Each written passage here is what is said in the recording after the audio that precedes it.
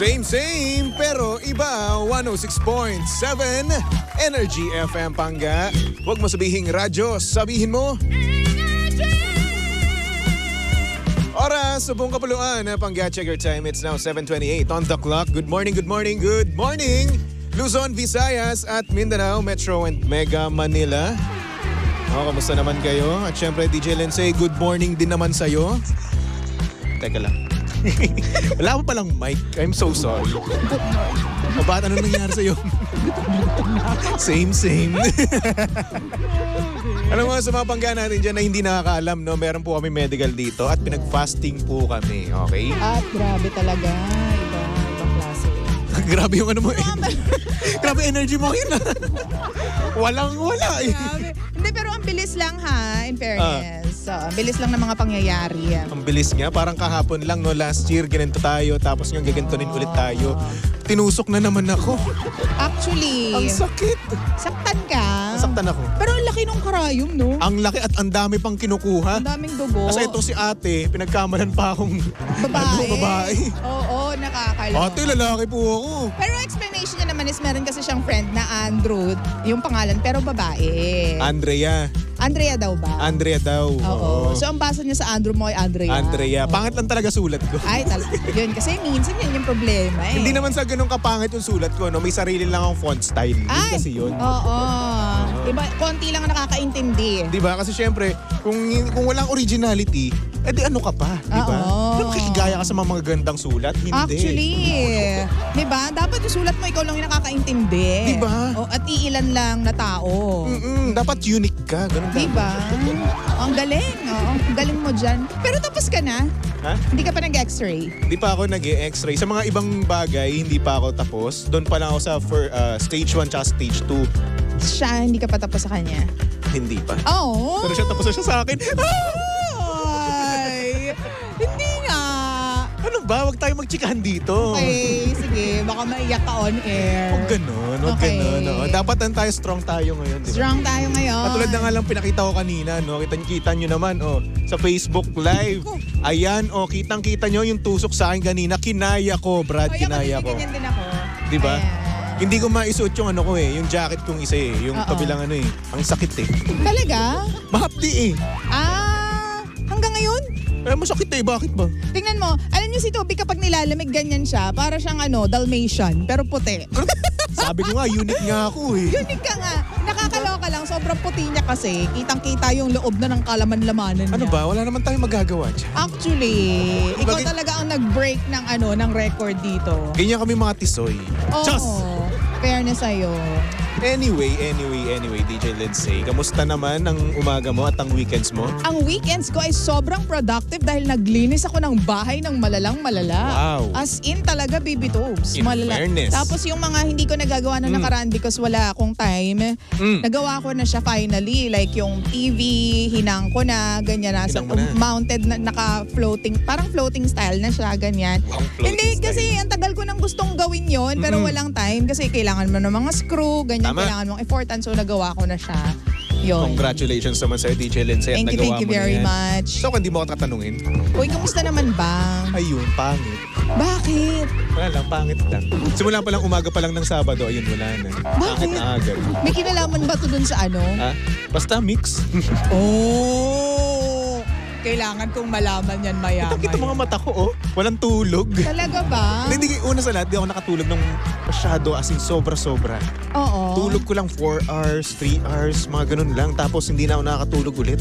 Dahil dun, Hindi naman dahil doon technically, pero may mga ganyan kang effect ka. may tawag dito, at some point, ganun. So ayun, hindi ako nakatulog masyado. Naku, very, very important pa naman ang tulog, ha? Ayun nga, kaya nga tingnan mo itsura ko ngayon. No? Tingnan mo naman yan, ang laki Ako ng zombie. eye bags mo. Ba't tinitigyawat niya ako ulit ngayon Kaya nga. Dahil sa puyat yan. Puyat nga. Oo. Ayun, so ayun, edi, shoutout naman sa mga tigyawat ko. No? Oo. Nag-breakout na naman kayo. Tsaka sa mga rason kung bakit ganyan si Toby ngayon. Aww. Ano ba? Sino ba?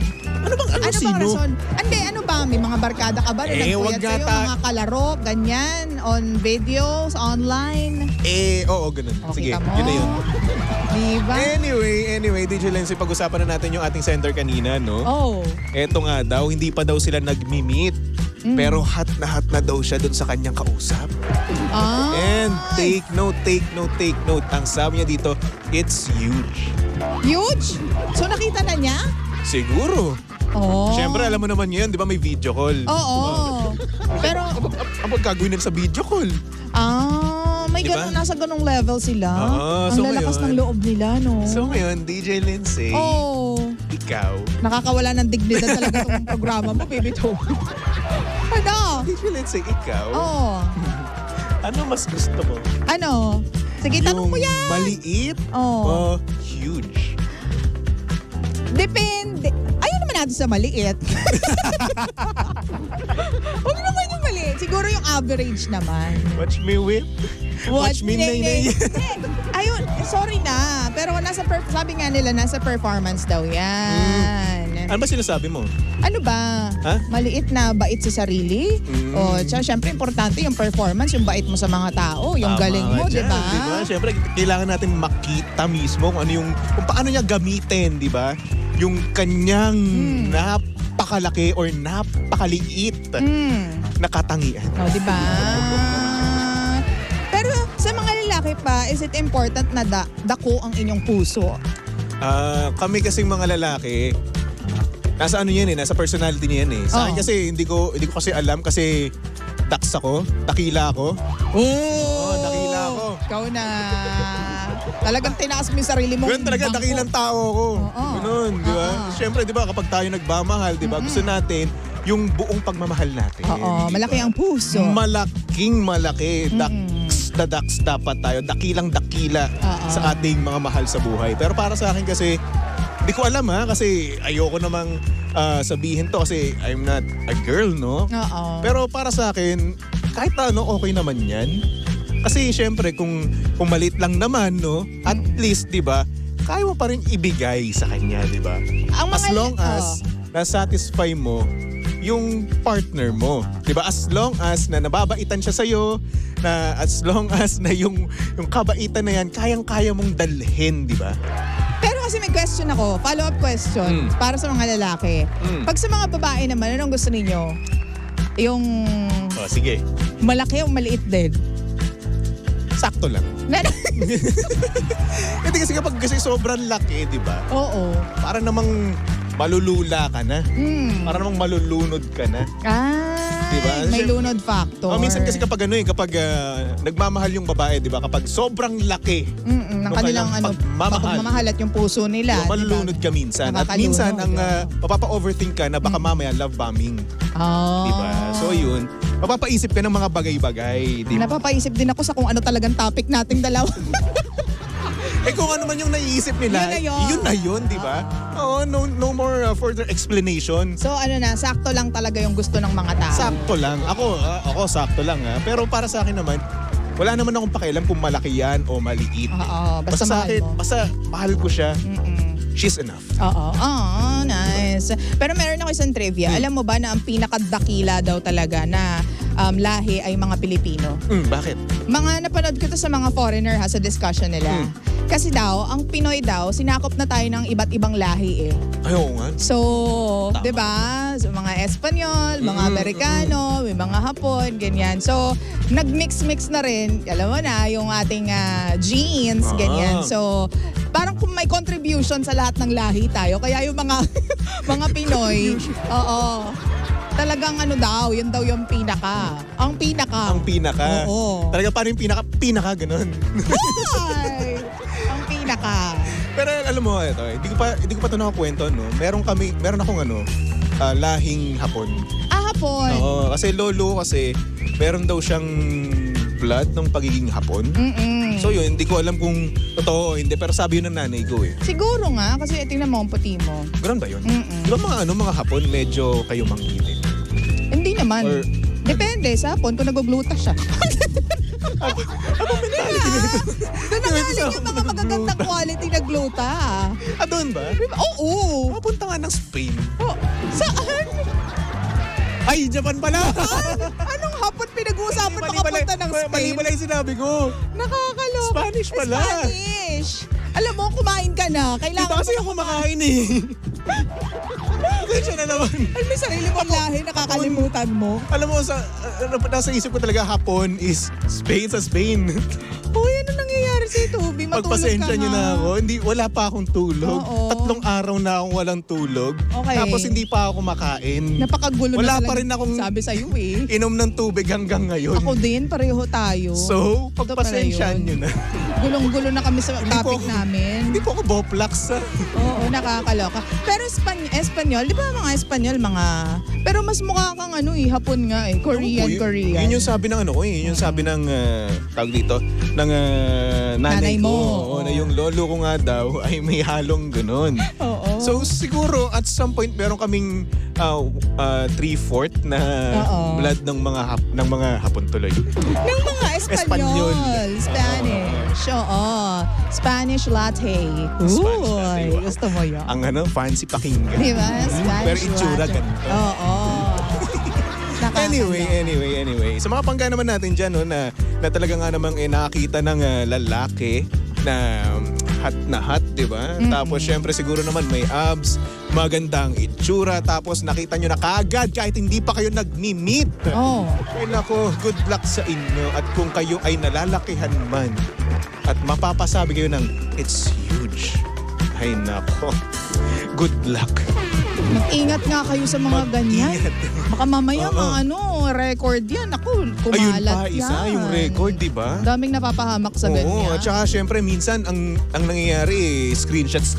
Oo. Nako, syempre lalong-lalo na kapag video call, di ba? Syempre pag video call, gusto mo may resibo ka. Ikaw, have you ever done it? Ay, hindi. Manghingi ng video na Ay, hindi. Yan something private? ayoko. Lalong-lalo kung isasend mo yan sa akin. Ayaw mo nang sinisendan Ayoko. ka ng ganyan. Kasi syempre, alam ko kasi yung nangyayari dyan eh. Pero, ay Hindi safe oo, eh. kasi nga, siya, teki si Toby eh. Hindi yan So, safe eh. hindi talaga safe. My gosh. Ay! Oy! Hindi, joke lang ito naman. Teka. Joke lang. Hindi kasi hindi talaga siya safe, kaya hindi din talaga ako fan ng ganyan. Oo. Tsaka kung meron man, lagi ko sinasabi sa kanila na basta don't do it sa sarili mo, ganyan. Kasi you'll never know talaga kung anong pwedeng gawin nung makaka-receive dyan sa photo na yan or video Yes. na yan. Diba? Diba? So ayun, ako kasi ang paniniwala ko kasi, ayoko naman makita yun ng personal, bakit ko pa ipapasend sa'yo? Yung iba Well, kasi, diba? Gets ko naman yung yung pleasure, na ayun nga, gets ko naman yung kung ano yung mararamdaman mo kapag sinendan Oo. yun. Pero syempre, isipin mo rin naman na ina-upload mo yan Oo. sa Messenger. Yun nga. It's uploading, Oo. diba? So kapag nag-upload yan, nag-i-stay yan doon sa convo nyo. Diba? It means... Kahit i-delete, diba? Hindi. Sabihin natin, sige, i-delete nyo and send nyo. Pero syempre, sa server nun, Server ng Messenger, may kopya. andoon. Pero pwede pa rin nilang kapag halimbawa na gano'n sila, di ba? May sumanib sa kanilang masamang elemento at i-upload nila lahat yun, no? Di May congratulations gano'n na sa ba inyo. nangyari? Meron akong mga alam na may ganong couple na nag-a-upload sila Oh. and wala silang pakialam My God. kung nakikita yung ano nila, mga anes-anes, diba? Or di naman kinag-wood-woodpecker sila doon. Diba? Oo. So yun. Okay. Ano ba ito magagawa? Trip naman nila yun. No? Tama, depende naman sa inyo yan. Pero sa amin dalawa ni Toby, don't do it. Yeah, at syempre sa mga pangga naman natin dyan na ayun na nga, excited na nga. Isipin mo pa rin, na babae ka pa rin. Diba? Lagyan mo pa rin ng konting respeto sa sarili mo, diba? True. If gusto mong irespeto ka ng isang lalaki, respetuhin muna yung sarili mo. Yeah.